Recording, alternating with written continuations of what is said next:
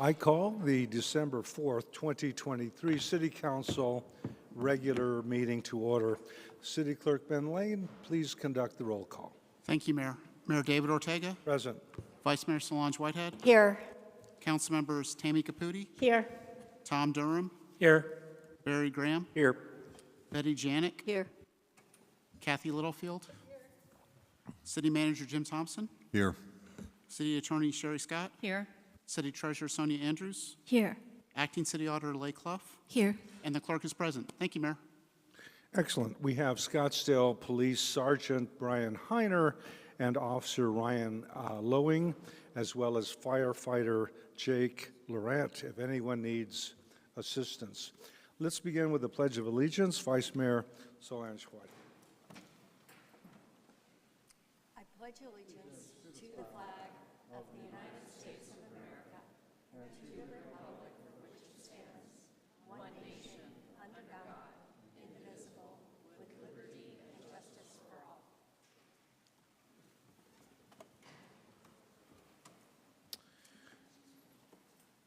Well, the large part of the world is in turmoil and war-torn, and many families and victims, as well as entire nations fighting for democracy and freedom. So I'd like us to pause in reflection.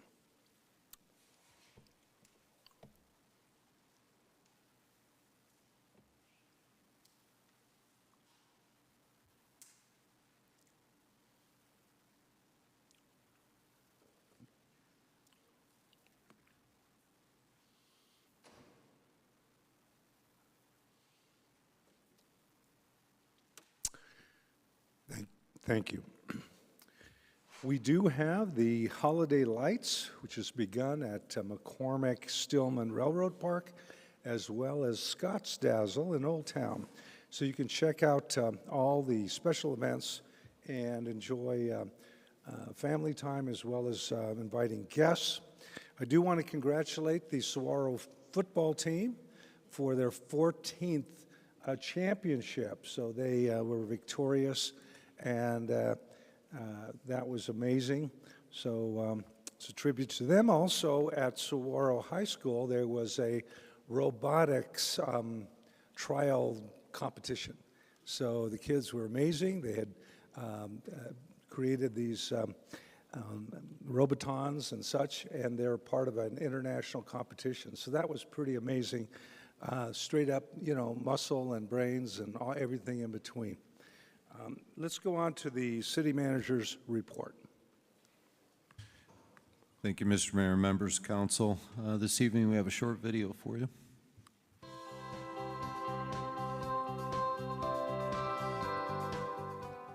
Hi, I'm Public Affairs Specialist Stephanie Hirata with 5 fast things happening around the city you need to know. Starting us off at number 5, our month-long holiday celebration, Scottsdale, continues through December in Old Town. Celebrate the season with a festive holiday lights tour or spirited dueling piano show. Attend new events and old favorites. Get all the dazzling details at scottsdazzle.com. Coming in at number 4, break down shipping boxes before recycling. The surge in online shopping has increased shipping boxes in our waste stream, referred to as the Amazon effect, which is especially prevalent during the holidays. Do your part to properly recycle cardboard boxes. Break down your boxes before throwing them in your recycling bin. Be sure to remove shipping labels and packing tape. Moving, food, and shipping boxes and envelopes and folders can all be recycled if they are clean, dry, and free of plastic packaging materials. Greasy pizza boxes are not recyclable and must go in your trash can. Learn more at scottsdaleaz.gov and search Recycle Right Wizard. Next up at number 3, the latest episode of Veterans AZ features Margie Bonds, the founder of Military Assistance Mission, an Arizona nonprofit dedicated to helping military service members and their families. Bonds founded MAM in honor of her son, Marine Corps Sergeant Michael Adam Marzano, who died in combat during Operation Iraqi Freedom. MAM strives to provide financial assistance annually to 120 Arizona active duty, Guard, and Reserve military service members. Each year, about 2,500 military members and families benefit from MAM's morale event programs such as Operation Holiday Giving, Seats for Soldiers, and Baby Bundle Bash. Watch the video at scottsdaleaz.gov and search Veterans AZ. At number 2, help the city address the critical challenge of food waste. In 2019, the Environmental Protection Agency estimates that 66.2 million tons of wasted food was generated in the food retail, food service, and residential sectors. Residents across the nation account for about 349 pounds of food waste per year, with the majority ending up in landfills. As part of our commitment to cut food waste in half by 2030, we are turning to you for actionable solutions. We will gather your input and perspective on food waste management and ways to reduce food waste and keep it out of the landfill. Your participation is key to forging a sustainable path forward for Scottsdale. Share your views on food waste, composting, and recycling on Speak Up Scottsdale. Visit scottsdaleaz.gov and search Get Involved. Wrapping things up at number 1, the Pinnacle Peak Park Trail Restoration Project is set to begin in January. After 23 years, the 2-mile trail, which gets about 230,000 visitors annually, has experienced erosion issues, and restoration efforts are crucial to the trail's safety and longevity. The project is scheduled to be intermittent over the next 3 years, allowing for work to be completed in stages. Some temporary closures will be necessary, affecting the entire trail or portions. Construction activities will primarily take place on midweekdays, keeping the trail fully open on weekends and holidays to accommodate peak periods and ensure minimal impact to the park's users. Learn more on scottsdaleaz.gov and search Pinnacle Peak Park and get real-time updates on their Facebook page. And that's Scottsdale's Fast 5 for December. Thanks for watching. Well, thank you. I have an announcement to make regarding executive sessions. During tonight's meeting, the council may make a motion to recess into executive session to obtain legal advice on any applicable item on the agenda. If authorized by the council, the executive session will be held immediately and will not be open to the public. The public meeting would then resume following the executive session. Secondly, per our council rules of procedure, citizens attending city council meetings shall observe the same rules and order and decorum applicable to members of the council and city staff. Unauthorized remarks or demonstrations from the audience, such as applause, stamping of feet, whistles, boos, yells, and/or other demonstrations. Boos is not permitted either. No boos. Okay.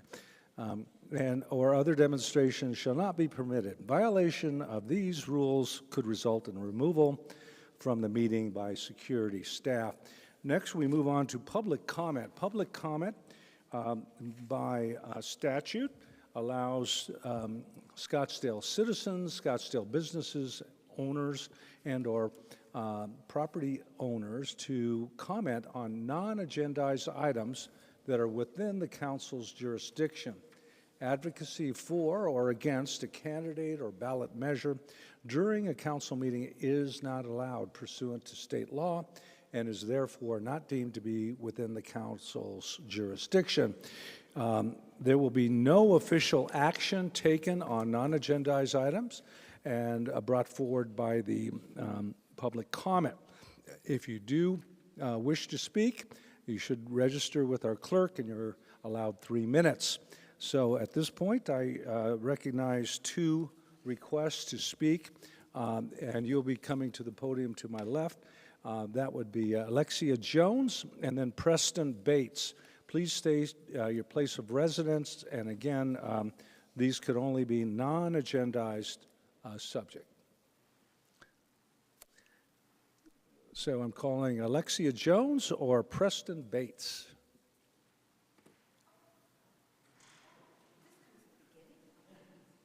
Right, you'll be stepping forward and to the left here, to your right.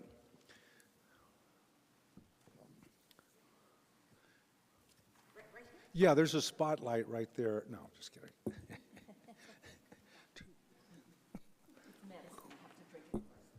Good. Hi. Hi. Hi, and hello, Mrs. Littlefield. You've emailed me very kindly. Thank you. Okay, hi. When does the clock start ticking? It's going. Okay. Oh, sorry. Hi. Oh, by the way, I had lunch with our former Attorney General by chance, so that was a mitzvah. Hi.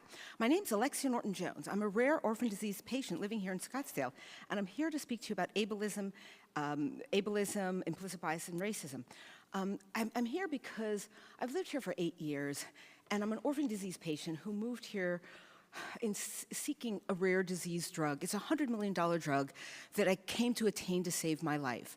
And in the 8 years that I've lived here, it seems nobody has learned the disease that I have. It's called primary periodic paralysis. I also have one of the rarest other diseases in the world, which is myasthenia gravis. I inherited the disease from my great-grandfather, Christian Archibald Herder, who discovered celiac disease years before Arizona was even a state. Some of you know me because my father, was Dr. Martin Luther King's attorney.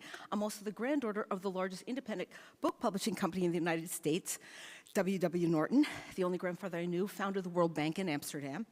And so you would think that I would have resources to get help for this disease, but my experience has been utterly horrible. In the apartment where I live, I've experienced a marginalization of abuse. I've experienced the worst injury of my life. And it seems like just a pattern, and I feel like here in Scottsdale, you don't really want disabled people. And I've written something down here, and I feel like I'm doing a terrible job. I'm an award-winning writer. I won an award about abuse here called City Code. I feel like I'm blowing everything here, although, Take a breath. Take a breath. Take a breath. I'm really here because I've been really terribly hurt. I sustained the worst injury of my life here, a catastrophic life-changing injury. I'm a scholar. I was first in my class at Harvard, which is nothing to be proud about these days. I was recruited by MIT, and I'll never probably read a book again.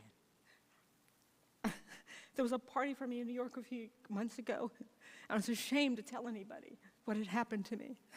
I was handcuffed here and taken down to psych because people did not believe this disease was real. I worked under passports in the State Department, and when the FBI agent did my clearance, all due respect, Captain, the report was that I'm a paranoid hypochondriac who thinks she has a rare disease, although I'm an internationally known rare disease patient. I came here as an ambassador of the Channelopathy Foundation of Bern, Switzerland. This should not have happened to me here. I'm a researcher in rare diseases. Somebody should know me. As the FBI agent said, anybody could have Googled me. I nearly died in custody. That should not have happened. So I won 2 awards. The name of the poem is City Code, and the first line is, "It's okay to hit women where I live." I had 21 lead heart monitor on me when that happened. I deserve better, and everybody else does here. Thank you for your time. Thank you. Next, Preston Bates.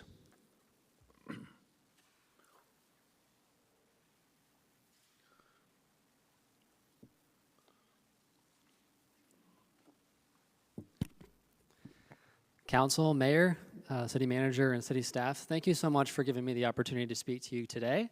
I'm Preston Bates. I live at 6855 East Camelback Road in Scottsdale, and I'm just so grateful to be here. I'm grateful for Scottsdale. It's a great community, and I'm a serial entrepreneur. And recently, one of my mentors challenged me to prove that the American dream still exists. He said, "Preston, I want you in 90 days to build $1 million business, but here's the catch. You cannot use a dollar to your name, you can't use any credit that you have, and you're not allowed to do business with anyone that you've ever done business with before.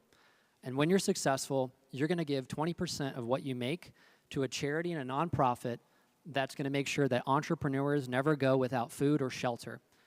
And I told him, you know what, I'm crazy enough to do it. So I'm on day 4 today. I'm way ahead of where I thought I'd be, and I humbly ask the mayor and the city council to give me 5 minutes of your time on a one-on-one meeting. I'd love to tell you how I plan to bring attention, national attention, including I have 2 billionaires following this project, one who's gonna put me on a stage with 55,000 people and tell the world about what we're doing. But we're doing it in your backyard, in your town. I want you to know.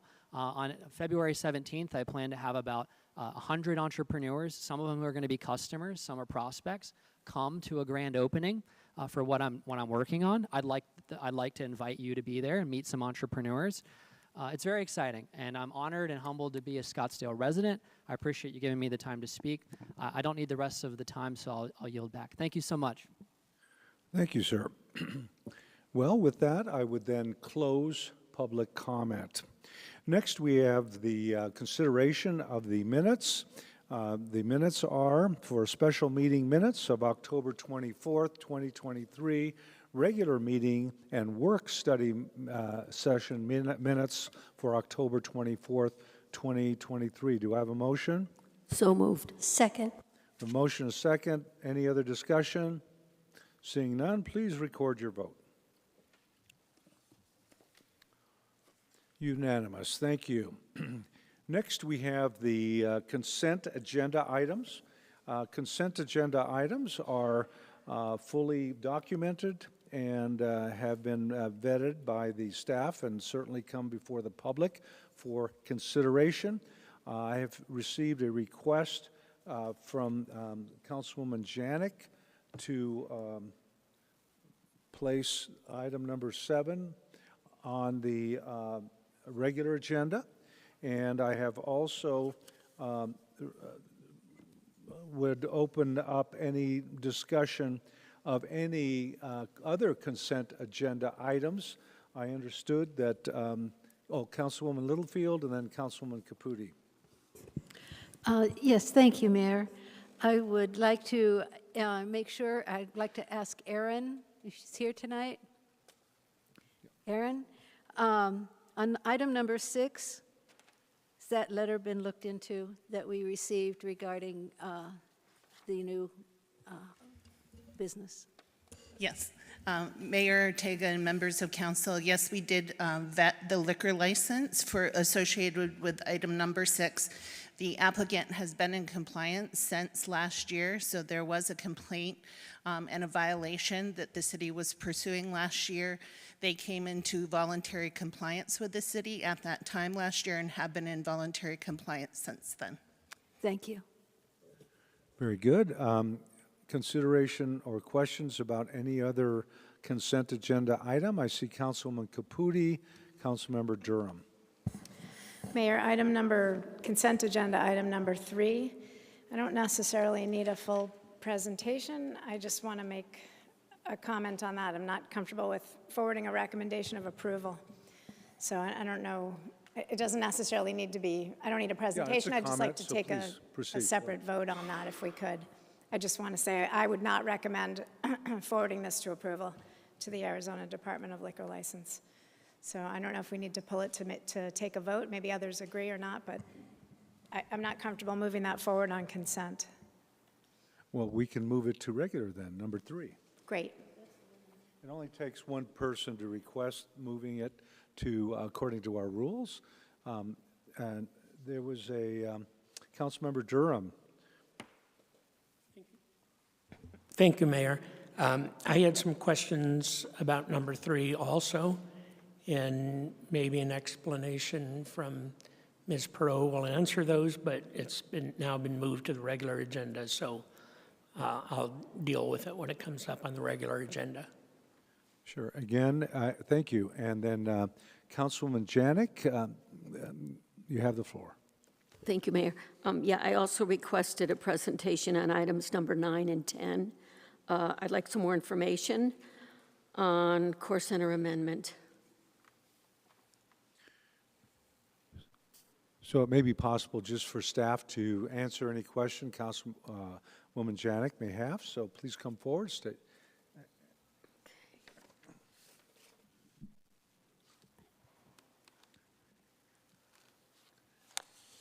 Mayor, council members, my name is Katie Posler, and I'm here to present 19 ZN 2013 number 3, which is the Core Center amendment, and there's also a development agreement, 1 DA 2023 with that case.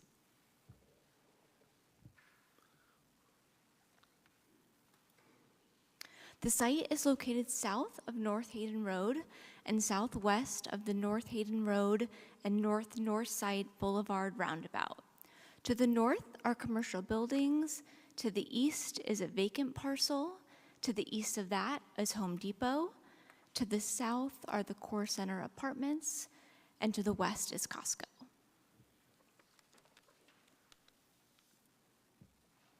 Here's a current look at the property. On the east side, the property is vacant. And then on the west side, it's not shown on this aerial, but there is a temporary parking lot. The zoning on the site is PCP-AMU, which stands for Planned Airport Core Development, Airpark Mixed Use, and it was rezoned to that in 2013. Here's a look at the site from street view. You can see the apartments in the background and also the temporary parking lot on the right side. The request in front of you today is in 3 parts. The first is to adopt ordinance number 4618 for a zoning district map amendment, amending the stipulations and development plan of case 19ZN 2013 number 2, including approval of bonus development standards for floor area ratio in exchange for special public improvements, and a modified site plan that includes retail, restaurant, and a financial institution with a drive-through. The second is to adopt resolution number 12985, declaring Core Center Amendment 19ZN 2013 number 3 development plan as a public record. And the third is to adopt resolution number 12986, authorizing the associated development agreement. So for some context, this is a number 3 zoning case, meaning there was an original and a number 2 after that. The original was for a church on this site in 2013 that was never built. The second one was for an office development that was around 190,000 square feet and was 3 stories. And then I'll go over this site plan, which is a significant reduction in square footage. So on the west side, we have a 50,000 square foot retail and furniture building. And then there's a 3,000 square foot bank with an associated drive-through. And that's what the associated text amendment is on this same agenda, is to allow for the drive-through. And then a restaurant that's around 6,000 square feet. The bonus square footage is around 3,000 above the minimum. And so that's what the development agreement is for. Access to this site remains unchanged via the 2 existing driveways. And there is still a traffic signal stipulation from the number 2 case that's still applicable with this case. And then the difference between this site plan and the number 2 is the number 2 site plan was an office configuration that had a little more plaza and amenity space. And this site plan is set up more as individual pad buildings. Here's the landscape plan. The applicant is proposing to keep the existing trees along the street frontage along Hayden and is adhering to the minimum 35-foot scenic corridor buffer and 40-foot average. And they're also providing trees up against the apartment to the south. On the left side of the screen is the pedestrian plan, and on the right side is the vehicular circulation plan. The applicant is required to upgrade the sidewalk along Hayden from 6 feet to 8 feet. And they're also providing 6-foot sidewalks in between the new commercial buildings and the apartments to the south. Here are the conceptual retail and furniture building elevations. It's 32 feet tall, and all these buildings are allowed to go to 62. Here is the conceptual bank building elevations at 24 feet in height. Here's the conceptual restaurant building, which is 25 feet in height.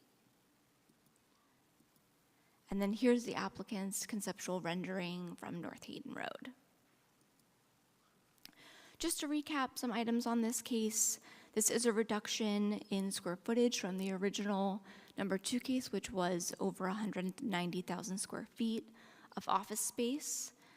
The floor area ratio that is being requested is 3,434 square feet, which is a difference from before where it was around 120,000. There is a related text amendment, which is 3TA 2023, which is on your agenda, which is to allow for drive-throughs in the PCP AMU district, specifically for banks. The proposed mix of uses on the site with the commercial to the north and the apartments to the south does align with the greater Air Park character area plan.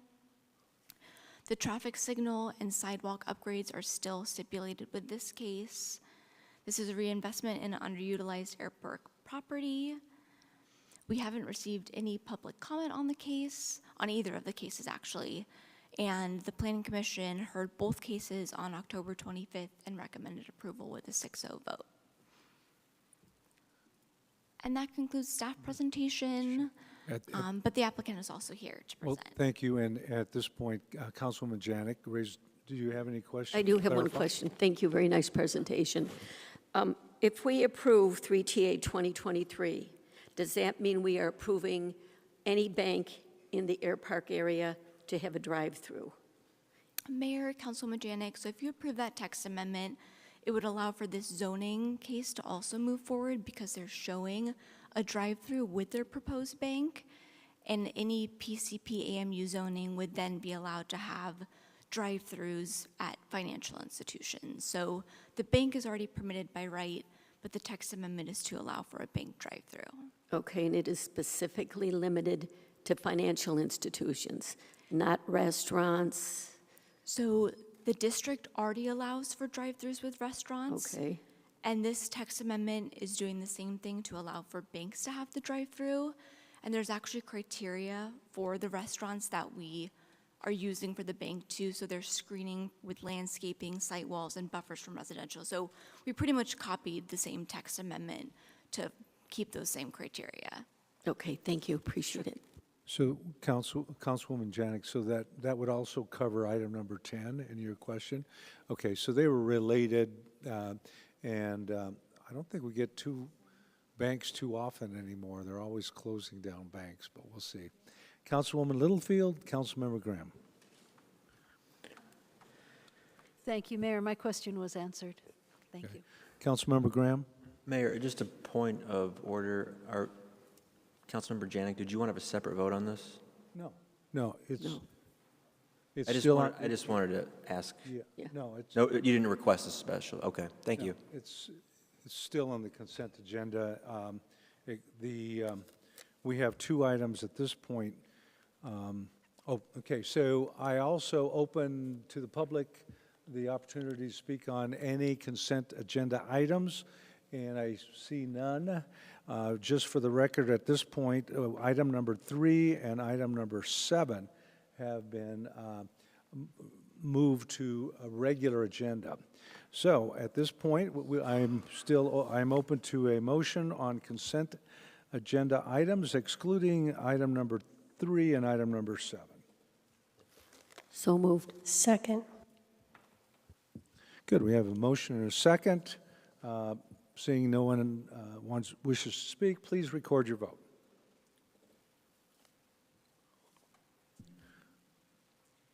Thank you, unanimous.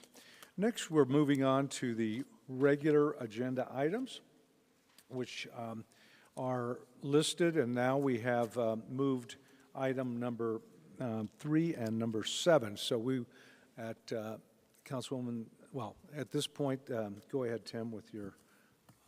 Thank you, Mayor. Good evening, and members of the council. I'm Tim Curtis with the city's planning department. Item number 3 is a liquor license request, 40 Love.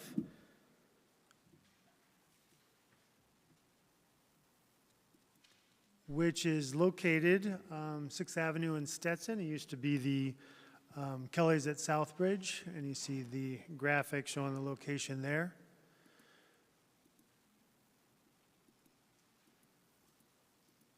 There we go.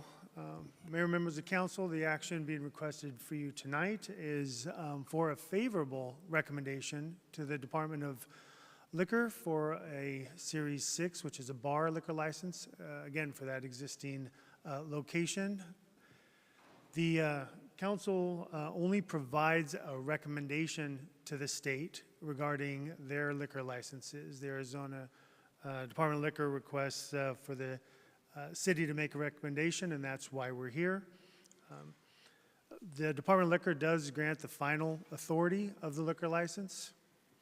The property in question does have an existing conditional use permit for about 10 years for a bar. And that use permit has associated stipulations that do run with the land, and this would be a new owner. The new owner intends to operate consistent with the existing bar conditional use stipulations. Council is not being asked to make any action or discussion really on the conditional use permit. Again, they've had that at this location for 10 years.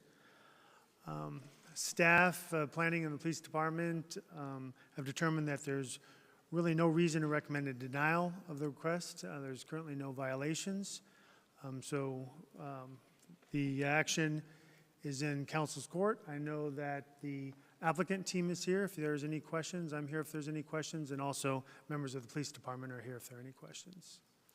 Very good. So, Councilwoman Caputi, you requested, so please speak to your... I don't actually have any questions. I just want to make a motion, since we're just approving or not approving, I just want to make a motion to not approve, I would like to recommend that we not approve the liquor license. I know that the state makes the final determination, but I would just like to move that we not approve as a council.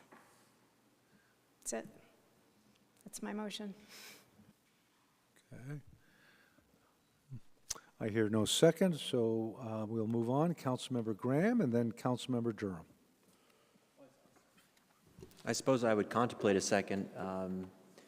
You don't have to, Councilmember Caputi. I was just wondering if you said you weren't comfortable recommending it or forwarding the recommendation, if you cared to expound on your discomfort to elucidate the council so I could learn. I know that there's new property owners, but the history of this particular site is just difficult for me to move forward with, and so I just... So it's a precedential matter? Sure. Okay. Okay, Councilmember Durham. Thank you, Mayor. We received an email about this application, which caused me to look into the paperwork, and I found a lot of inconsistencies and contradictions in the paperwork on this.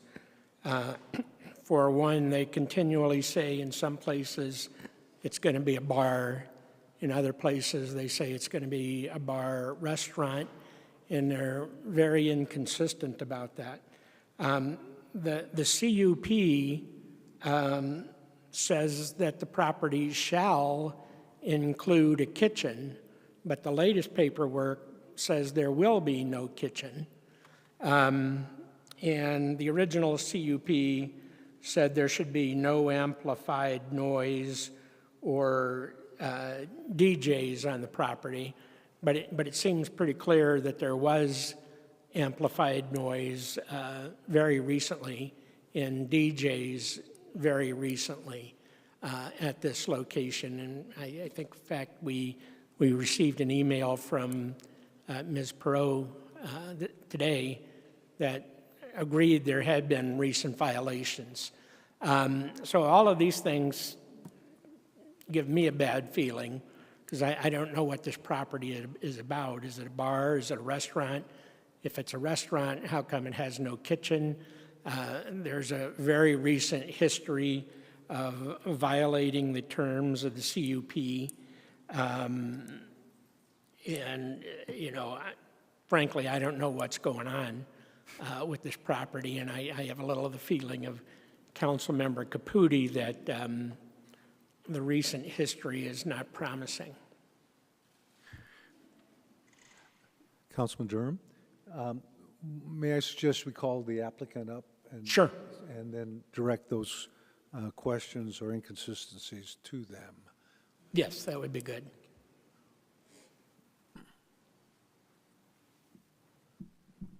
Hi guys, Sean Mulholland here, council members, city staff. Thanks for having me today. I'm the managing partner of 40 Love Scottsdale. Oh, sorry. So continue where you... Yes. So I sort of laid out what I see as some of the inconsistencies here. Yep. You say in one place you're going to be a bar, another place you say you're going to be a restaurant, although you have no kitchen, and I think it's advertising some of the best food in Scottsdale, but if you don't have a kitchen, I'm not sure how that's going to work. Obviously, you can cater it in or something, but I'm not sure that's going to produce the best food. There have been violations of the old CUP, because very recently, I think, was around the Super Bowl. There was obviously amplified music. You had advertisements that listed performers who were going to be there. I'm sure those performers must have had amplified music. And there were clear advertisements for DJs that would be appearing at the location. And so for all those reasons, I'm just concerned. Is this going to be a bar or a restaurant, or what exactly is going to be the nature of the place? Yep. Well, firstly, I think the confusion with the kitchen is that in the building permits, it was out of scope. We are completely utilizing the kitchen that's currently there, and it is going to be a full-scale restaurant. We have curated a menu. We have hired back-of-house staff, executive chef, and we fully intend to follow the CUP stipulations regarding the food service and the restaurant/bar. Regarding the amplified music, yes, we had a Super Bowl event which did have amplified music, which was, I'd say, my biggest regret.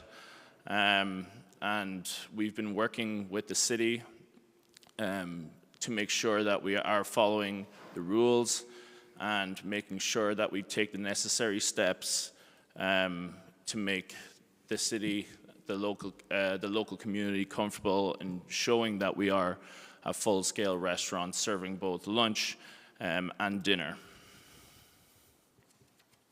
But part of your application, and I'm looking for it right now, specifically says there will be no kitchen.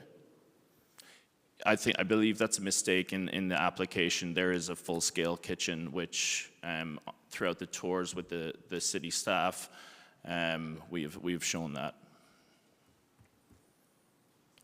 Does anybody from the staff have a comment on that?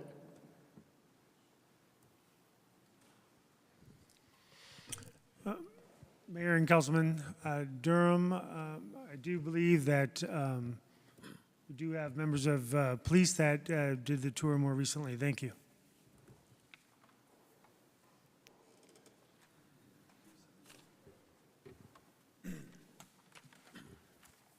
Mayor, members of council, I'm Detective Christian Bailey. I'm the police detective that looks at these licenses over the series of time once they come in from an application process.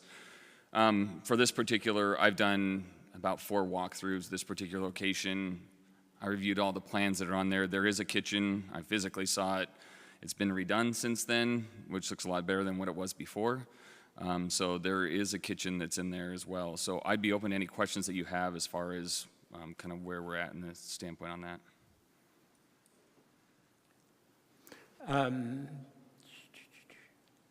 I'm sorry, I'm just looking for the part where I thought it said no kitchen.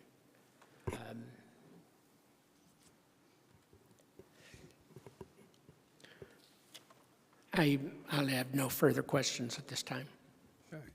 Councilwoman Littlefield, Vice Mayor Whitehead. Yeah, thank you, Mayor.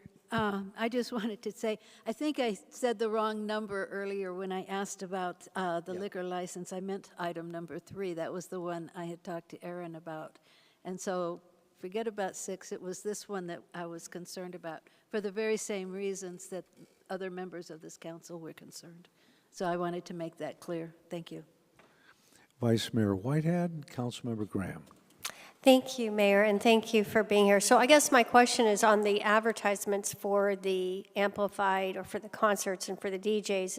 Is that moving forward, or is that from the past? I mean, and then I want staff perhaps to respond about what are the requirements from the CUP standpoint.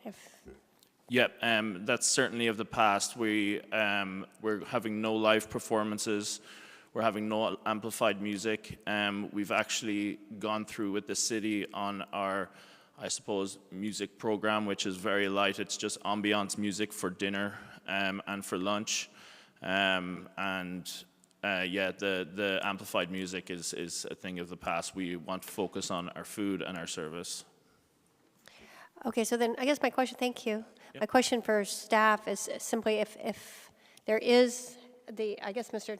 Durham, if there is a mistake in this, shouldn't that be corrected? And I doubt, basically, knowing our planning staff, there's a mistake. But I would like to find the location where Councilman Durham says there is no kitchen. I found it. It's on the liquor license. Thank you. On the liquor license application, which looks like it was signed October 30th, there is a question. Attachment 2. Attachment 2. It's attachment 2. Is that attachment 2? There's a question. Will the kitchen be less than 15% of the gross floor area? And the answer to that question is no kitchen. So that's what I was looking at when I said there you've listed it as being no kitchen. Good afternoon. Excuse me. Good afternoon, Mayor, Councilmember Durham. My name's Andrea Lukowitz. I'm an attorney and agent for the applicant. You are 100% correct. Somehow, the page that got submitted to the city said no kitchen. I have amended, but I don't know whether it made it to a file. It actually has a kitchen of 1,069 square feet, which is based on the drawing submitted for the permits.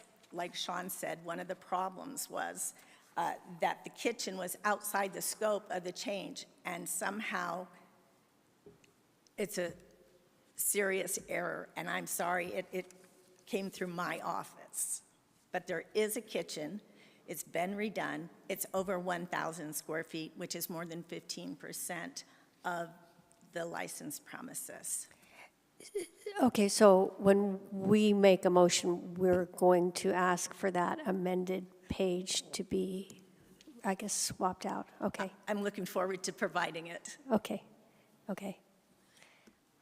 If there are other speakers. All right, yeah, that's fine with me. I was thinking of deferring this item until the paperwork is corrected. I don't know which would be better practice, to approve it tonight on the promise of the corrected paperwork, or to wait a couple of weeks until we have the amended application. I think that's probably what I would prefer, is to wait until we have an amended application so that our file is correct. Yes. Okay, so. Yeah. So I would make a motion to defer this item for 2 weeks, or a date to be decided. Or I would just say, I don't know what our schedule is of meetings. Tomorrow. Yes. Councilmember Durham, I will make sure we can hand deliver this tomorrow morning if we need to. We'll have it in whoever's hands, whoever needs it. If we could put it on tomorrow's agenda, that would be fine with me, if that's possible. I don't know if that's possible. I guess, yeah, it may be too late now, isn't it? Yeah, it would be less than 24 hours, Councilmember, to move. Sherry, would it be okay? I'm trying to think out loud here, sorry. If they did it tomorrow, is that enough notice? Or should we move it to Wednesday? Date to be determined. I think the safer choice, Mayor and Councilman Durham, would be to move it to Wednesday. Yes. That would be fine with me. Second. So we have a motion on the table and a second. Councilmember Graham, did you have anything to add? Then Councilwoman Janik? No, I suppose I'm ready to vote to move it to Wednesday. Thank you. Councilmember Durham? Your button's off. Oh, sorry. Thank you. Councilwoman Janik, did you have a comment? I wanted to say that I agree that the paperwork needs to be accurate. And if Wednesday, you can have it done by Wednesday, I would be comfortable with that. So with that, we have a motion and a second. Please record your vote.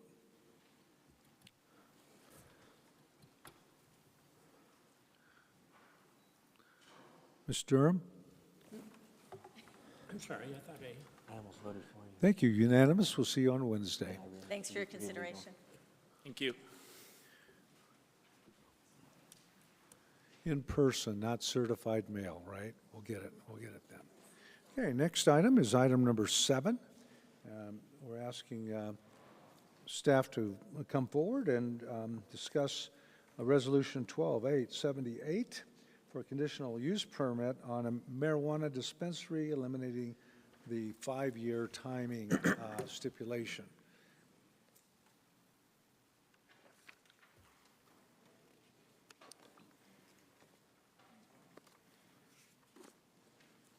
Brian Clough.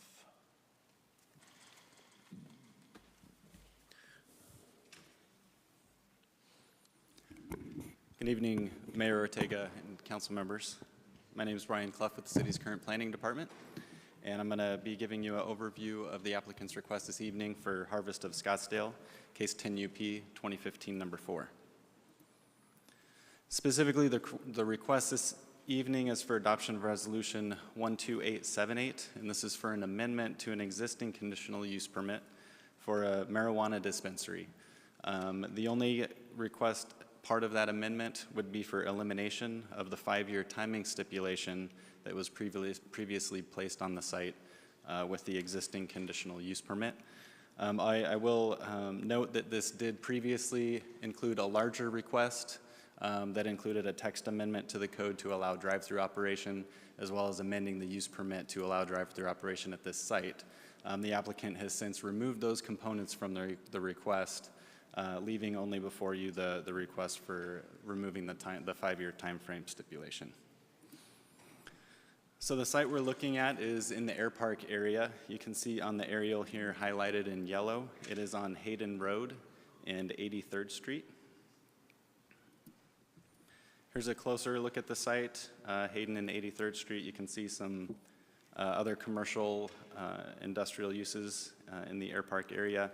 The building you see on the site is the existing building that has been operating as a marijuana dispensary since 2016. This is the zoning map showing the existing zoning on the property, Industrial Park I-1 District.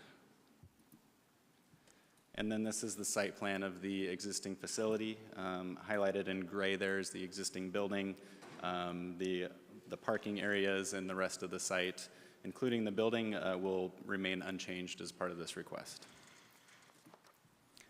And then a quick look here at the existing site plan, which has been included into the updated record as it exists today with no changes.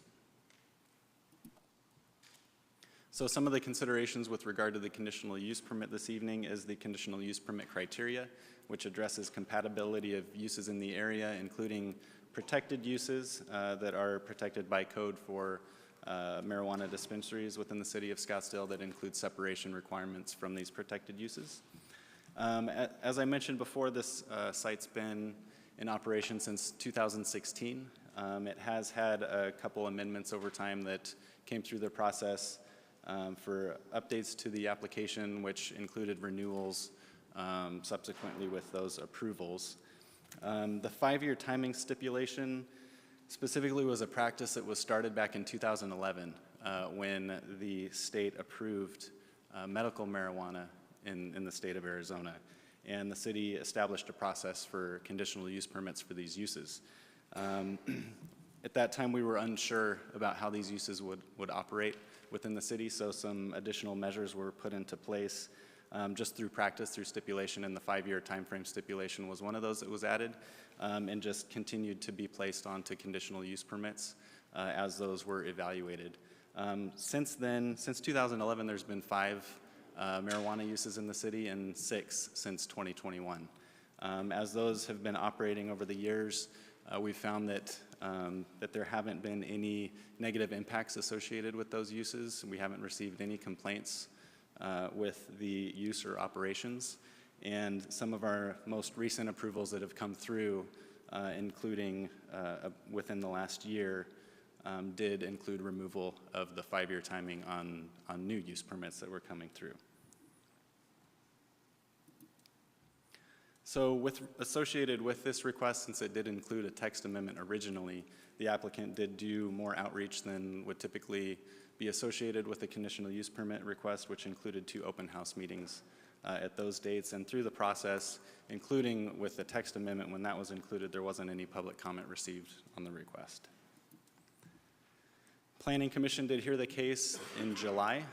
They did recommend approval of the elimination of the timeframe stipulation with a vote of 4-2. The Planning Commission review did also include those other components, which received a recommendation for denial, which was part of the reasons why the applicant removed those from the request. This concludes staff's presentation. I'll end on this slide, again summarizing the request. I'm happy to answer any questions you may have, and the applicant's also here with a presentation prepared. Excellent. We'll move first to Vice Mayor Whitehead, then Councilwoman Littlefield. Sorry, thank you, Mayor. I wonder if Councilwoman Janik wants to speak first since she asked for the item to be pulled. I have some comments as well. Are you okay? I'm fine either way. Either way, go for it. All right. My first question is, you said in the past you've had 6 dispensary have they asked that that condition be lifted? Mayor Ortega, Councilman Janik, we have 6 medical marijuana uses in the city. That includes 5 dispensaries and 1 cultivation facility. Out of those 6 facilities, 4 of them have the 5-year timeframe stipulation on them. The most recent one that was approved without the timeframe stipulation, and the cultivation facility didn't have the stipulation on it originally. Okay, thank you. Okay, Vice Mayor Whitehead, Councilwoman Littlefield. Thank you, Mayor, and thank you, Brian. Yeah, the reason I pulled the item wasn't because of this business, because this business has been a model business, and in fact, I drive by it frequently. My concern was that this council works incredibly hard with every applicant to negotiate stipulations. And so the last thing we want, if we're dealing with a development or any CUP where we agree upon stipulations, only to have the applicant come back and remove the stipulation a few years later. So that was my justification for wanting to pull the item. However, one of the items you mentioned is changing my position, and that is that, well, we know there's been no complaints, so there's no problem with this business, but as well, that moving forward, because of the track record of this business industry, we're no longer requiring the 5-year stipulation moving forward. Is that what I understand? I mean, that happened with the last dispensary. Is that how you plan to move forward? Correct, Mayor Ortega and Vice Mayor Whitehead. It was never required by code. It was applied by practice. And as we've become more comfortable with the uses, we have proposed the most recent ones coming forward without the 5-year renewal stipulation. Okay, so with the fact that the business has been operating in a manner that we are very grateful for and very respectful, and that moving forward we're not even requiring this, then why would we add bureaucracy to this business? And so I'm going to go ahead and support it. Thank you. Councilwoman Littlefield. Thank you, Mayor. I just had a question for you. Are there other marijuana dispensaries currently in Scottsdale that have this 5-year limitation? Yes, Mayor Ortega, Councilwoman Littlefield. Of the 5 dispensaries, including this one, 4 of them have the 5-year timeframe stipulation on it. So if we approve this tonight, would you anticipate the others coming forward asking for the removal of the stipulation also? I would anticipate most likely when the 5 years come up and they are coming before you to request their renewal, I would anticipate they'd likely request removal of it at that time. So basically, this is whether or not we want to remove it for all of the dispensaries, for marijuana dispensaries. Thank you. Okay, Councilmember Graham, and then Vice Mayor Whitehead. Thank you, Mayor and Brian. I just don't as I sit here, I don't see any reason compelling me to lift the stipulation for this and the other ones, and so it was placed there for a purpose, and I'd like to continue with it, so thank you. Vice Mayor Whitehead? I just want to come at this from a different angle than Councilwoman Littlefield, in that, we're always looking for ways to streamline our government so our businesses can thrive with the least amount of bureaucracy, but at the same time, public safety is number one. So while we've had 5 dispensaries approved with this stipulation, the process moving forward does not have the stipulation. So indeed, this industry has proven themselves, they don't need the stipulation, and so I see no reason to penalize the 5 dispensaries that were first through the chute, just because, they had the stipulation as a precaution. So I just would ask my colleagues to consider that perspective. Yes, indeed, what we're going to probably see is this layer of bureaucracy removed for all of the businesses, but there is no public safety reason not to. So thank you. Okay, well, we can only consider one application at a time. So this subject will come up because it was stipulated for those particular cases. Accordingly, I move to adopt Resolution 12-878 approving. Yes, but I'm making a motion anyway, and you can speak to it. Thank you. I move to adopt Resolution number 12-878 approving an amendment to an existing conditional use permit, case number 10 UP 2015 number 3 for marijuana dispensary, eliminating the 5-year timing stipulation for the site, and only that site, located at 15190 North Hayden Road, Industrial Park, I-1 zoning. Second. We have a motion and a second. Now, Councilwoman Janik. Thank you, Mayor. Is Harvest currently up for renewal right now? Mayor, There's CUP? Sorry, Councilman Janik. They are not up for renewal yet. I believe they have about 2 years left on their current use permit. Since they already had another application in with those other items that was set to come before you, they chose to leave this item on the agenda. Okay, thank you. I will not be supporting this. I feel that when they come up for renewal, it gives 2 additional years to evaluate how things have worked out, and I think that's beneficial at this point. Okay. Well, I see no other comment, and the motion has been made to approve the case. All in favor, please record your vote. Okay.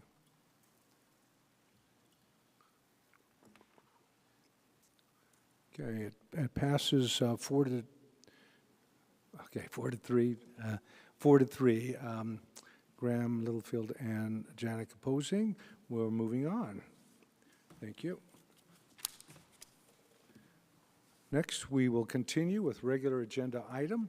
In this case, item number 15, Swag's rezoning, case number 2, ZN 2023. Brian Clough, our presenter and development area manager.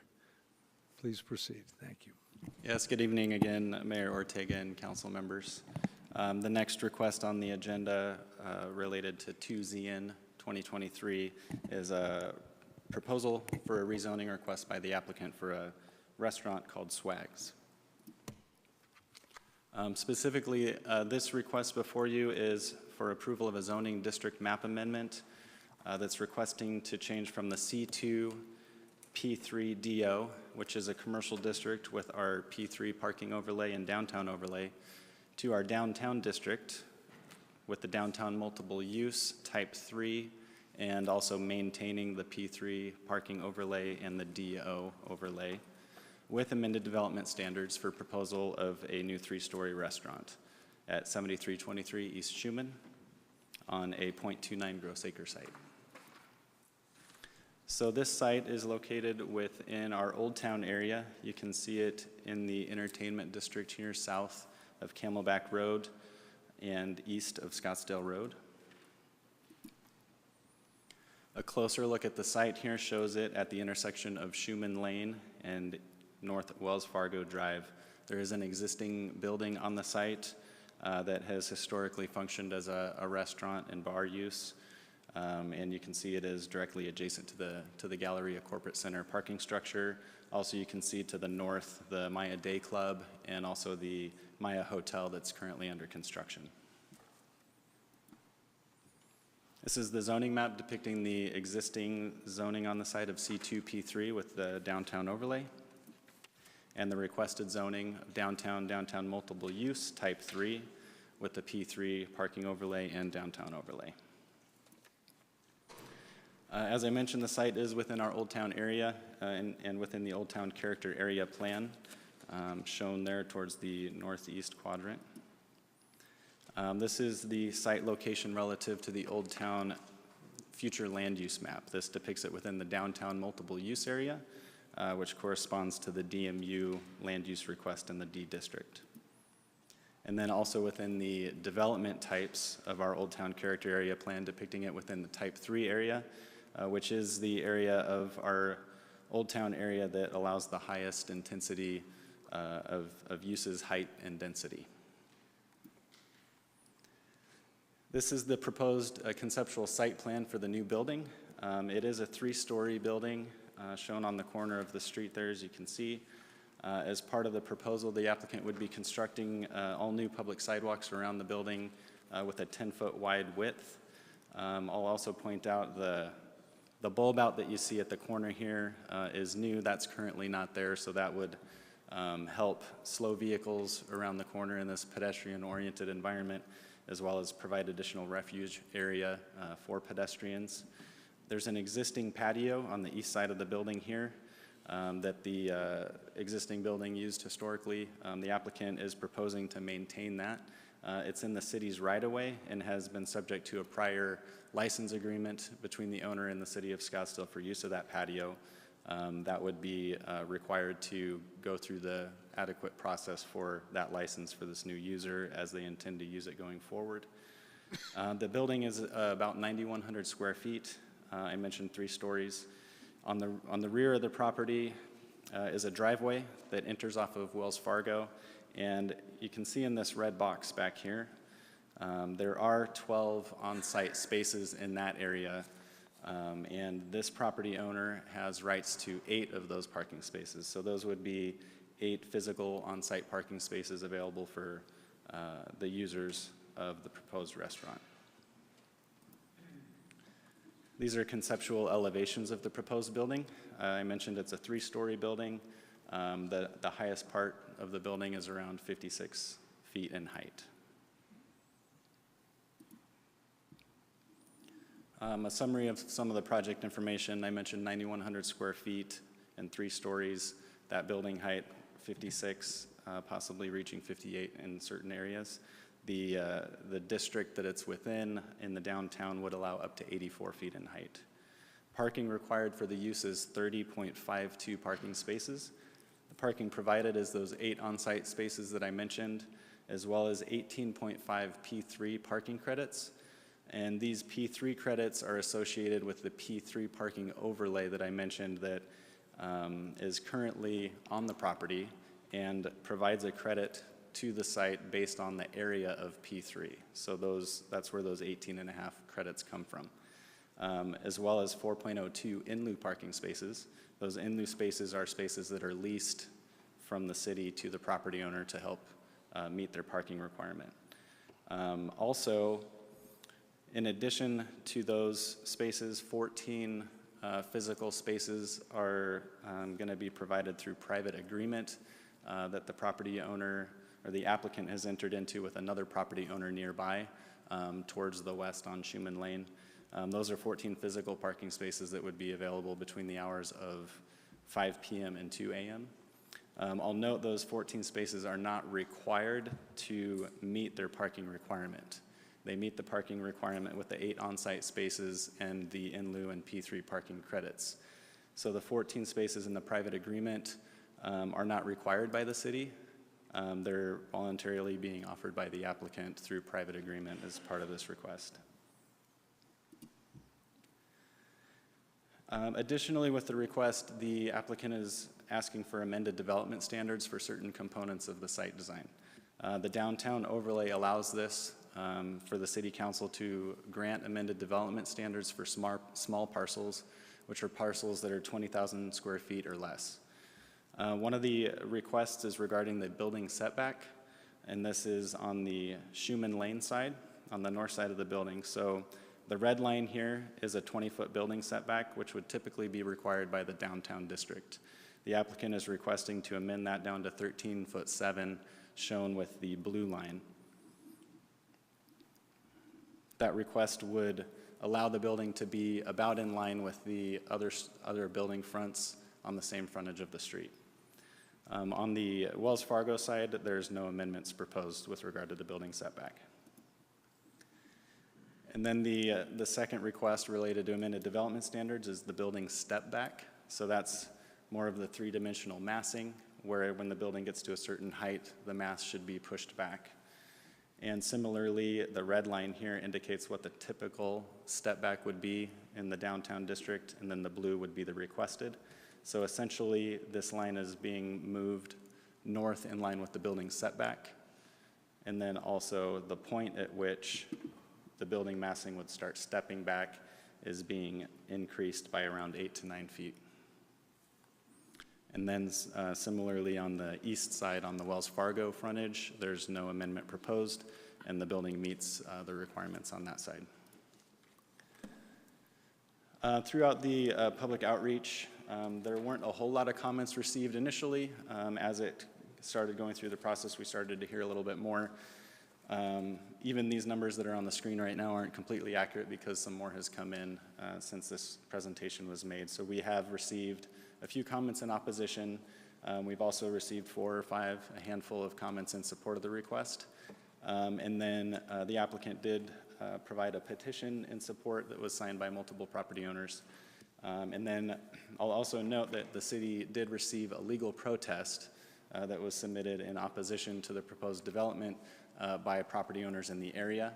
And that legal protest did make up 20% or more of the properties surrounding the proposed development, which makes that legal protest valid.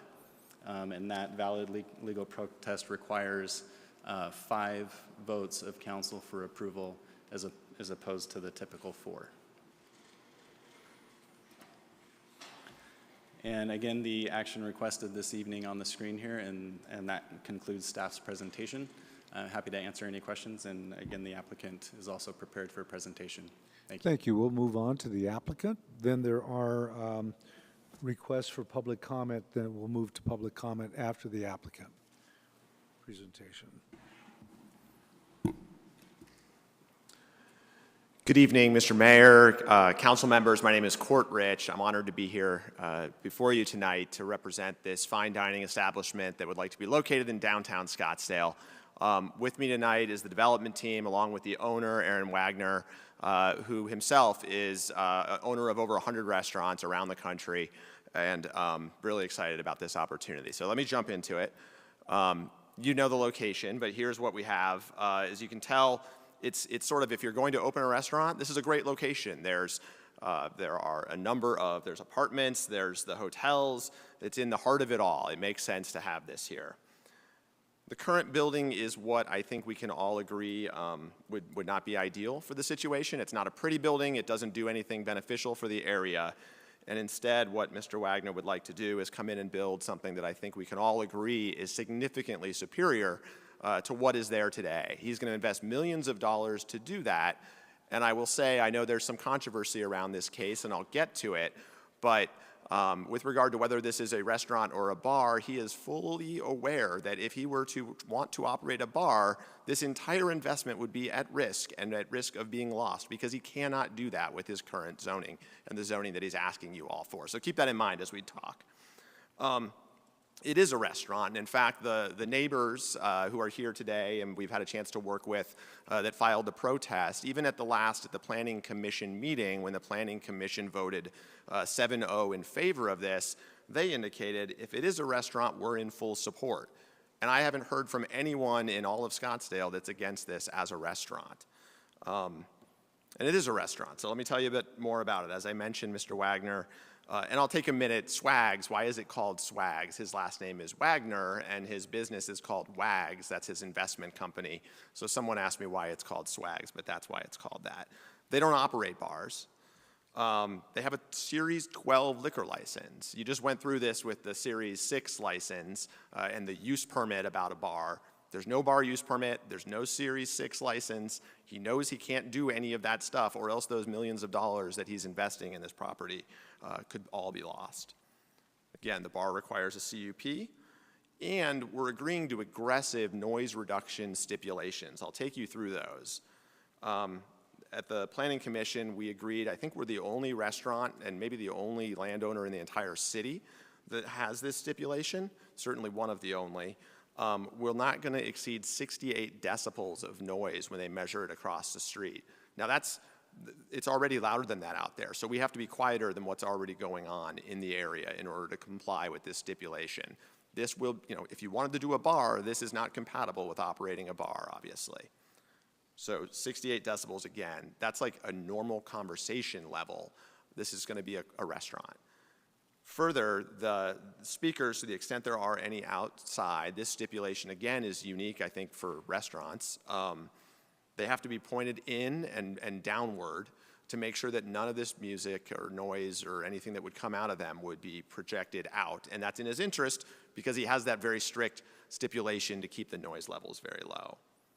So we were really happy to be able to sit down and work with the neighbors and talk through some stipulations that we agreed to propose, and we agreed to propose these stipulations to you all, and in exchange they agreed to remove the legal protest.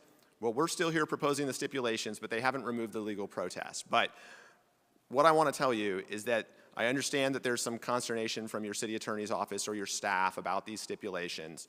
We ask that you approve them, but even without them, I want to explain why this makes all the sense in the world and why these are more of a belt and suspenders situation. One of the stipulations is no Series 6 license shall be sought for the property. We're happy to agree to that because, as you know, we need a use permit to operate a bar anyway. So we cannot operate a bar, even if your city attorney tells you or your staff tells you don't put this stipulation on there, which we want you to because we worked really hard with the neighbor for it. But even if they say don't put it on there, it doesn't mean we can go operate a bar because we cannot. We have to come back to you all for a CUP if we ever want to do a bar in this location.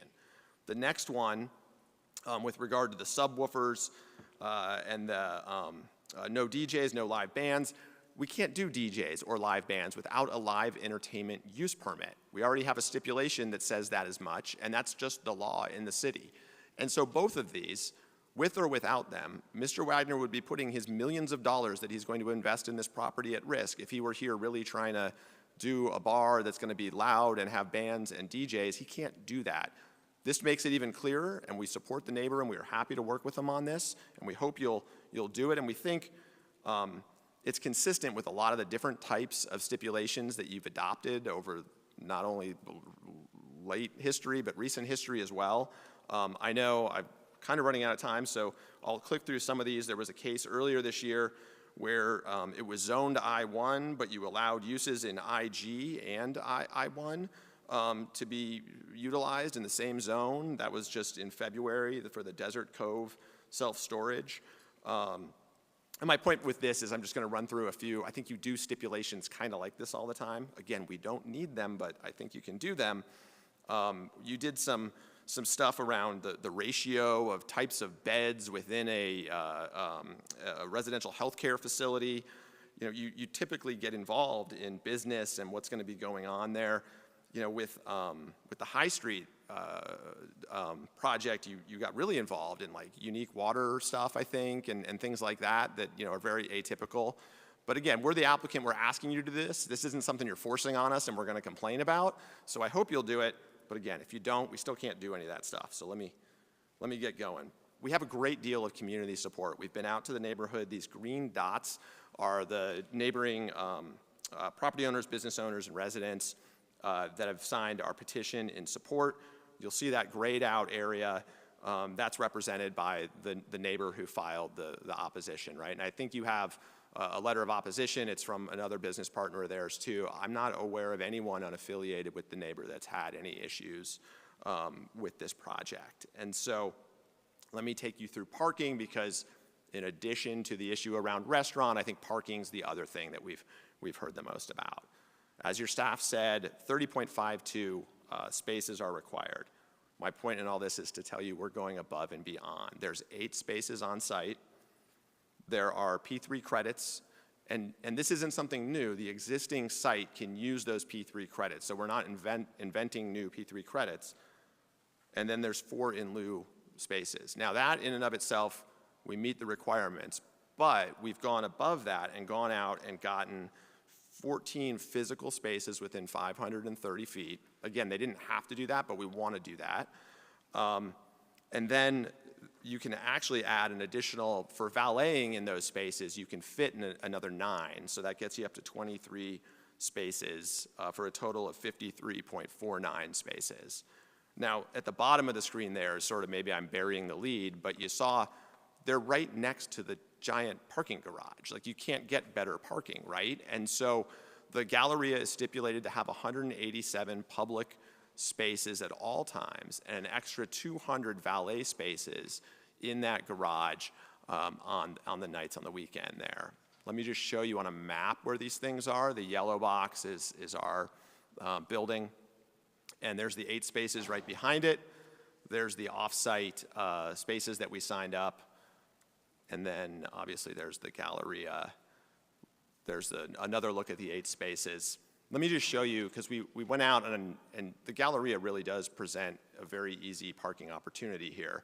Here it is. We went out a Friday, Saturday, Sunday taking pictures of, I mean, there are, 8 or 9 stories of vacant parking there every night of the week for whatever that's worth. But also there's sufficient parking, just the public parking that's allowed. So I think that's all I've got. I'll stop there, and I'm happy to answer any questions that you have. And Mr. Wagner's here also to say a few words. I know he signed in as public comment, but however he can get his time. Okay, well, we can receive public comment, if that's okay. Good. So let's go to public comment. I'll call you forward, state your name, place of address. You've got a minute and a half left there, Mr. Rush. So let's go to Tim Lasota, Aaron Wagner, and Brian Banks. In this case, Tim Lasota was granted, there were 2 other speakers that granted their time to Mr. Lasota, so instead of 3 minutes, it'll be 5 minutes maximum. Thank you, Aaron Wagner. Thank you, Mr. Mayor and members of council. I am Timothy Lasota, and I'm actually here on behalf of 4 clients: Maya Hotel Equity Partners Group, Stockdale Galleria project owner, and Stockdale Galleria landowner. And last time we were here, I think it was Councilwoman Janik who said she'd appreciate it if the applicant and the opposing party would go back and discuss this. We did. And we still disagree with the applicant on the necessity for the stipulations, but the bottom line is we did go back and we discussed stipulations and we came to an agreement as to those stipulations. Certainly in our mind, it was contingent upon the presentation of stipulations that were adopted by council, and we are willing to drop the legal protest if the stipulations are included. But if they're not, we view the stipulations as critical to protecting our interests. So if those stipulations can't be adopted because the staff's position is credited, and I'll get to that in a minute, but there would be another option for the applicant, and that would be a deed restriction. So that's what we would tell the applicant, is if the staff can't adopt the stipulations, there's a deed restriction way to go also that could garner our support and our withdrawal of the legal protest. Now, in terms of the stipulations, I do want to talk about that, and I want to talk, there's been some talk about, well, you got to get a conditional use permit anyway. We view and that's true, but we view a stipulation as being more powerful than a conditional use permit requirement. And one of the reasons is the legal protest. There's no legal protest for conditional use permit. It's not a legislative zoning act, as opposed to removing a stipulation is actually it's a zoning case. So it has to go through the full public process. There's also the potential referability, and the legal standard is different. The council has just about unfettered discretion to turn down a rezoning. It's not that way with a conditional use permit. It's just not the type of protection we're looking for, which is why we sat down and tried to hammer that out. We also think the live entertainment stipulation that we've offered, or excuse me, we've suggested, is necessary. It's not covered by existing law. So we do think those are necessary. Now, in terms of I know there's been some discussion already about whether this can be done. I certainly agree with Mr. Rich that the city has agreed to any number of stipulations over the years. We just had it was the 40 Love bar in here, and they, I don't know, and it was picked up by Councilman Durham, and one of the things in there is they are a Series 6 liquor license, but the city of Scottsdale went ahead and required that they have 15% space devoted to a kitchen. Well, Series 6 doesn't have to sell any food. So, you know, the state liquor department, I think, gives cities, unincorporated counties, I think they give you very wide discretion on the type of zoning to adopt. The other thing I noticed in there is the hours are 5 p.m. to 2 a.m. That's also in the stipulations for 40 Love. Well, under state law, you can open a bar at 6 a.m. So, I mean, we're already in the business of essentially adopting these stipulations that I think are critical to zoning cases because they allow parties who otherwise cannot agree. This is a perfect example. They allow compromise. And if you get rid of the stipulations, you don't allow them, I think you eliminate that. I think one of the other things is, you know, the notion that you can have a requirement in your code that you've got to go, every single bar, every single Series 6 has to go and get a conditional use permit, and that's okay, and yet for one single project, if you stipulate essentially to that as part of the zoning case, you're going to incur the wrath of the Department of Liquor or anyone else. I just don't see that happening. I think the two are, I think that what we're asking for here, I think is much less burdensome on the state regulatory requirement than the CUP requirement is, and no one's ever suggested that was illegal. So I think at the end of the day, we would ask that we are looking for stipulations, and they're essentially to bar live entertainment, DJs, et cetera, and that a Series 6 liquor license not be attached to this property. We do think it's critically important. We disagree with the applicant in that regard, and that basically makes it into a completely, making that as part of the zoning case makes that a completely sort of political decision on the part of the council, as opposed to kind of a CUP, which is more administrative and more check the box. We think it's critically important. We have a big investment in the Maya Hotel. We want to make all this work. We've worked very hard to do so. And last thing I'll say is Councilman Durham talked about, well, is it a bar or is it a restaurant? We just want to make sure this stays a restaurant and does not create noise that really causes a problem for a hotel and frankly puts us out of compliance with our covenants to our lender. So with that, I'd be happy to answer any questions. Thank you. At this point, we will move on to other public comment. We have Aaron Wagner and Brian Banks. Hi.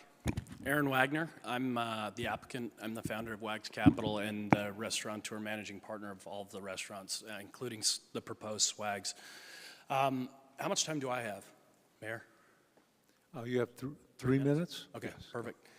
Great. So just as a formal introduction to all the council, I grew up in Canada. I'm an immigrant here to the United States. Came when I was 17 years old on a football scholarship.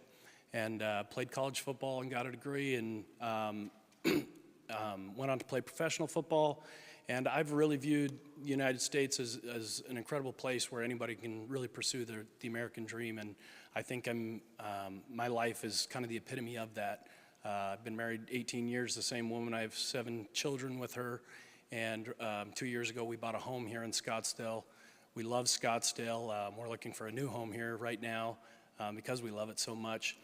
We're based out of Utah. I've been there for over 15 years.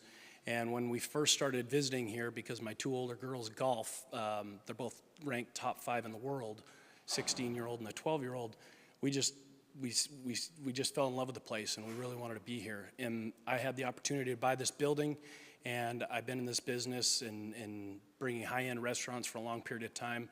I think, Court hammered it pretty hard, but I'm not in the bar business. I don't operate any bars. All of the operations that I do in my company are restaurants. And so that's the only thing that we're intend to use this building for, and operate as a restaurant. We're excited to do so. We think it's a great location for that because of everything that's around it. The last couple things that I just wanted to touch on were, with there being some opposition previous to this, we were able to sit down with Sean Yari's group and the neighbors, and I personally and Court, we went in there on their home turf for 3 hours. We sat down with Mr. Yari personally and his entire team, their council, their operating partners, all of the above, and it was a really amicable discussion. I think one thing that they could probably support is that there was some pretense misunderstandings about who I was and what my intent was for the property going into that meeting, and I was able to make it very, very clear that those weren't the case, and I think we found some very common ground. In terms of these stipulations, I hope that they can be put in place just for the ease of this taking place, because me knowing, really the only person knowing the true intent of this location and what this project is for me, I think this is just my easiest path. I've been at this almost 2 years now and spent over $500,000 just in this process through legal. So at this point, I really just want to be able to open a great restaurant and feed the residents of Scottsdale. With that being said, with all due respect to the opposition, I totally agree with Rich in the sense that I don't believe they're necessary. I never thought they were necessary. I've just only been agreeing to them because I felt like there's been a really tough path to go against somebody that's done a lot of great things for this community with Sean Yari's group.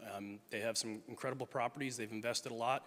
He shared that with me, and I can respect that, and I'm hoping to get there as well. So I hope you guys will support it either way, and appreciate your guys' time. Thank you. Next, we have Brian Banks. How you doing, members of the council? I'm here as really just a neutral third party. I'm just a resident of Scottsdale, live within earshot of the entertainment district. I hear it every night. It doesn't bother me too much. So I can respect some of their concerns with the noise level. I don't think it would be a concern. I really have no dog in the fight. I met Mr. Wagner an hour ago. I don't know the other side. I know some of the great projects that the other side has done. I think that this project would be a lovely use for the building. Like I said, I live in the area, and the more competition, the more restaurants I can eat at, the happier I am. As I said, neither here nor there. I hope you guys approve this project. It's going to be great for the community, and I'm excited to have more entrepreneurs like Mr. Wagner in our community. Just producing for all of us. The more, the merrier. So that's it. Thank you. Okay, let's get back to Mr. Court if you'd like to respond to any particular points, and then I have a question or two for you. Thank you, Mayor, Council. A couple things, and thanks for the opportunity to respond. First, there was a notion that there should be a deed restriction or a private sort of way of settling this issue. And we've certainly used those in other zoning disputes, but these are really two competitors. This isn't sort of a homeowner and a business complex going in next door. And it's just, we think it's not a feasible position to give a competitor of your industry an ownership interest in your property, and so that's just a non-starter. Again, with the backdrop of we don't really need this to accomplish the goals that I think are already accomplished by the stipulations that are in place. With regard to the notion that it's stronger to have the stipulation in the zoning than the CUP, you all turn down conditional use permits for bars whenever you want. I know throughout the years I've represented many of those bars that have come before this council, and sometimes you win and sometimes you lose. And I have no doubt, especially after we're up here swearing up and down and showing you that this will never be a bar, I certainly wouldn't represent Mr. Wagner coming back up here asking you for a CUP for a bar on this site. It makes no sense, and I would fully expect you all to say no to that. So, we think this is a great project. I never imagined in a million years that proposing a nice restaurant in the downtown would have this much controversy and this much craziness, and I'm sorry that it's come to that for you all. But I'm happy to now stop and answer any questions. We've got our traffic engineer here as well. If you have questions about that, our design team and Mr. Wagner is available as well. Good. Yeah, I have a couple questions. First of all, just fundamentally, what would the building look like, the restaurant look like, if it just was built under the same zoning that it has already? And I say that because there seem to be many parking tricks, and I've been around downtown and in lieu and other purposes. So what would it look like if it were just the zoning was as is? The extra footage, the extra area for more tables to make it make business sense. And so they need that rooftop area, which allows a third floor of tables. And it's really about the revenue for the business. So right now we could do 2 stories, but we would not be able to do the rooftop area. And that would not economically make sense for the applicant. Well, and then secondly, you've asked for amended standards, which would be, in this case, brought forward to the curb and then ascend, and then, change. Why couldn't you ask for an amended standard that maybe did that, but then step back at the 2nd or 3rd floor? The reason I'm saying that is because it's crowding the street, in my opinion, and an amended standard doesn't have to be all or nothing. I mean, taking that same angle, whereas a tier or a wedding cake might be another solution with possible terraces, on the 2nd floor. Mr. Mayor, first of all, I know that there are challenges, again, with the size of the site and how much space we have to operate and to utilize. I don't know if anyone wants to have a comment on that as well. Thank you. If I can, if Mr. Wagner can. One of the easiest answers to that, Mr. Mayor, is first, the amended standard of moving the setbacks closer toward the street mostly was to give me more of a footprint on the property, because if you noticed, it was a really small site. It's 0.29 acres. So it's public information. I paid $4.5 million for this tiny little building. And to get an extra 6 feet is a big deal in terms of seating to be able to make the numbers work, to make this work. In addition to that, we wouldn't have asked if it actually changed, but if you look at the entire street, all we're doing is actually bringing our building out to the exact same level as all the other buildings that are on that street. So it's not like we're protruding out. We're actually just trying to level up with the rest of the street. Okay. There's a couple other questions from council. Since you're up there too, Yeah. I believe we should have shaded walkways. Can you say that? Shaded walkways, and I know this is conceptual, but sometimes this bulky mass ends up being what we get. And shaded walkways is what makes it interesting, whether you have some outdoor dining or not. Now, that's not well, I don't see it in your project, and it's something that I tend to talk to people about because it's a trademark of Scottsdale, and it's a really a welcoming aspect, especially on a gateway project like this. Councilwoman Caputi, you have a question? Not a question. Thank you, Mayor. I just want a motion to recess to exec session, please. Okay, so we have a motion to recess Second. to executive session. We have a second. What this means is we'll be able to consult with our attorneys regarding this. City Attorney, any other explanation? What we do and say is pertaining to legal matters and in this particular case, the zoning case itself. Seeing no other further comment, please record your vote to go into the executive session. Thank you. We're unanimous.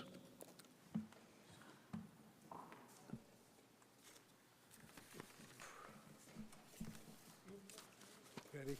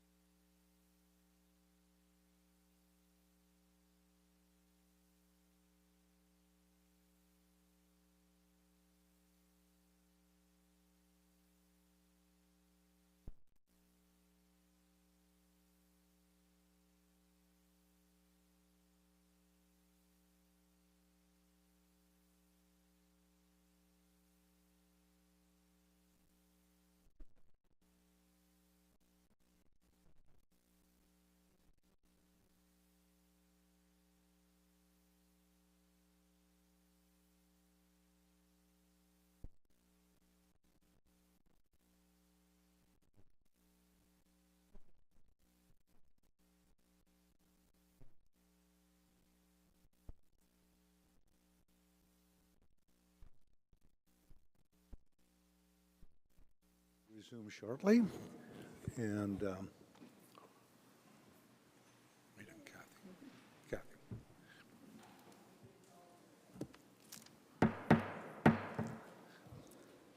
We have returned from the jury box. Oh, wait, we have returned from executive session, and we'll resume our regular scheduled meeting. Chair recognizes Councilwoman Caputi. Thank you, Mayor. I would just like to start by making a motion to continue the case to whatever the clerk decides is best, which is January 25th would be, I'm sorry, January of next, 9th? Did January 9th available? Whatever the first available? Councilman Caputi, the two dates are January 9th and January 23rd. Then I motion to continue the case to the January 9th, 2024. Second. Excuse me, we have the city attorney for a second.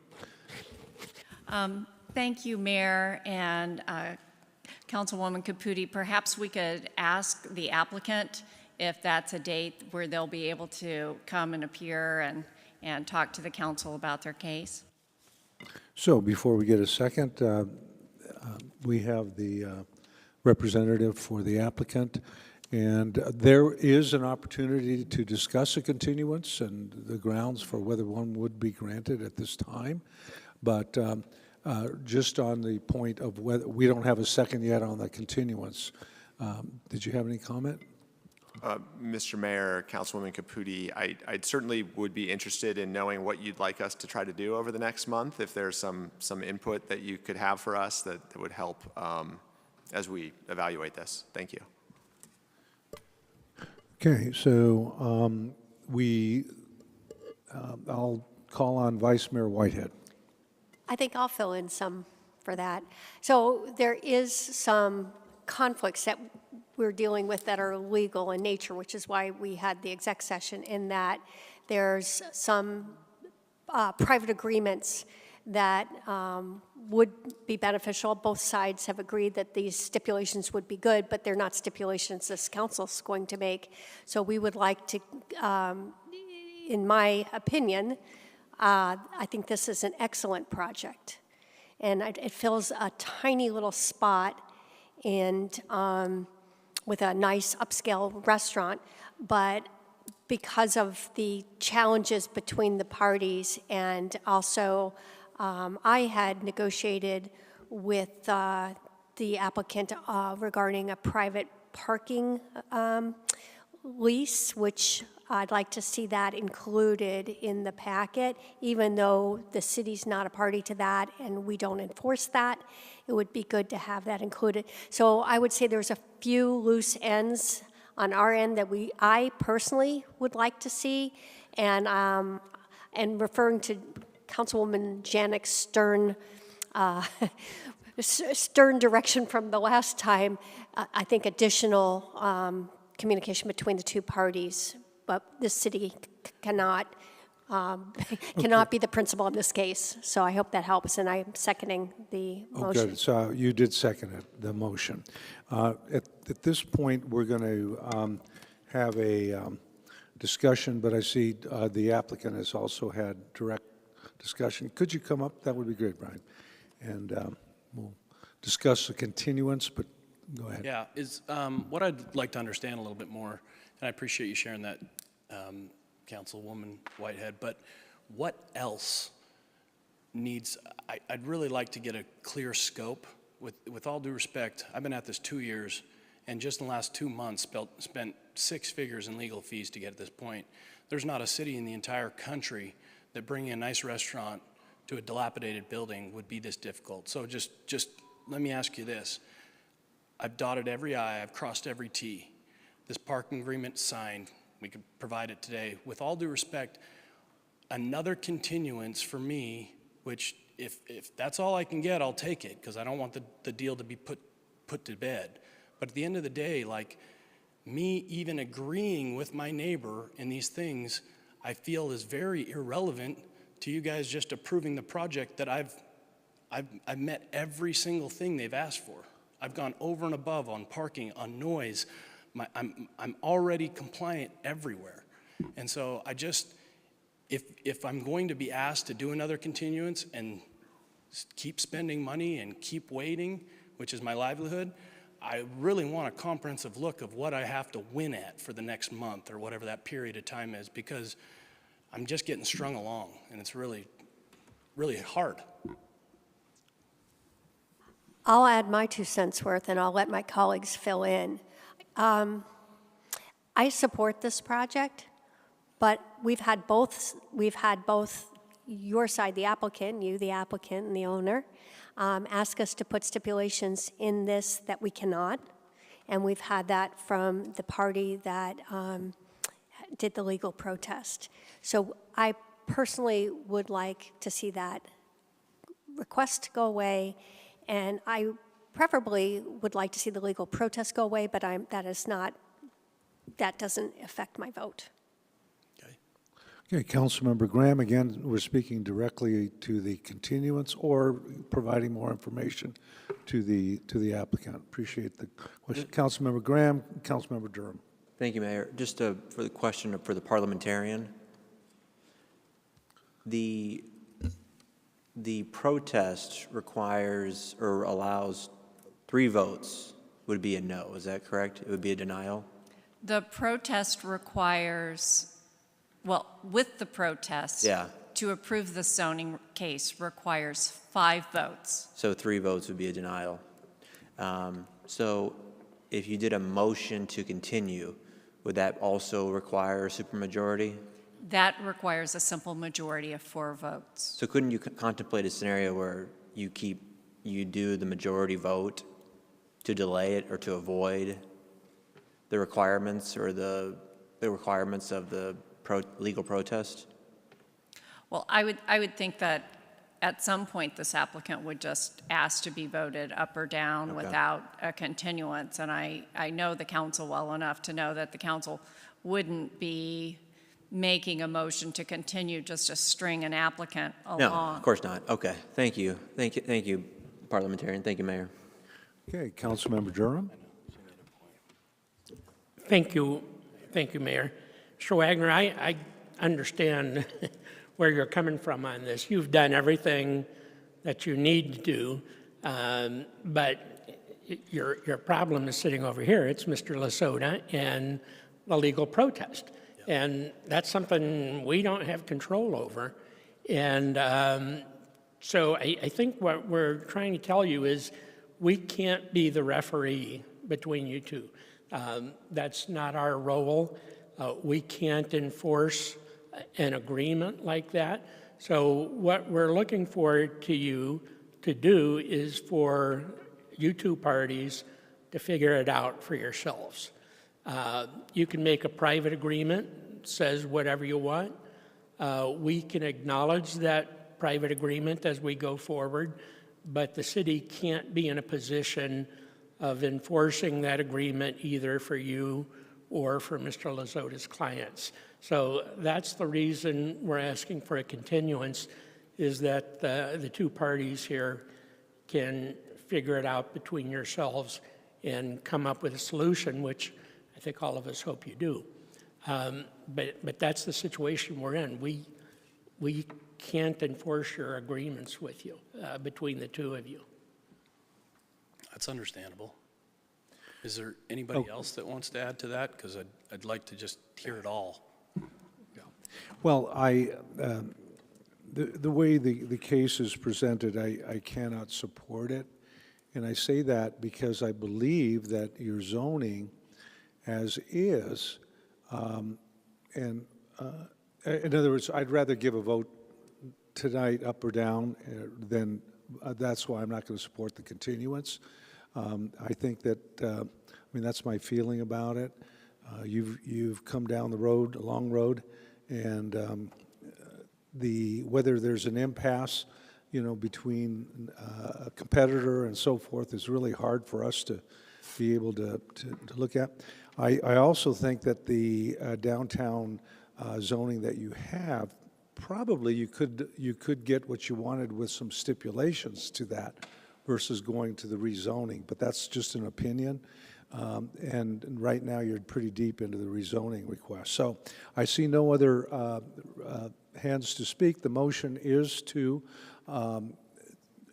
continue this item until the second meeting in January. Is that the 23rd? Mayor Tega, I believe Councilwoman Caputi's motion was to January 9th. Okay, excuse me. Okay, Merry Christmas. Okay, sorry, January 9th, and please record your vote.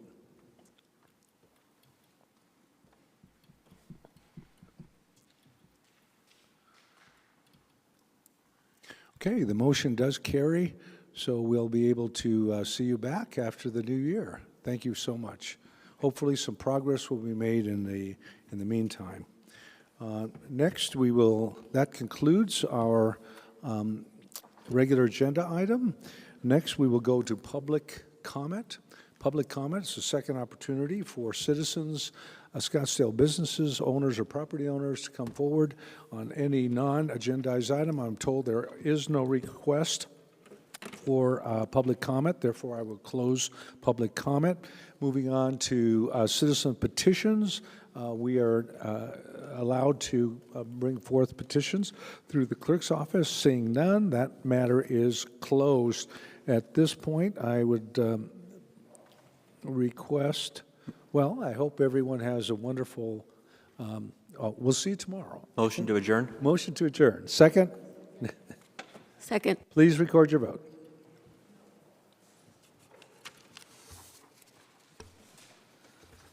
Councilman Durham? Yep. Yep. Sometimes it's sticky. Thank you. We are adjourned.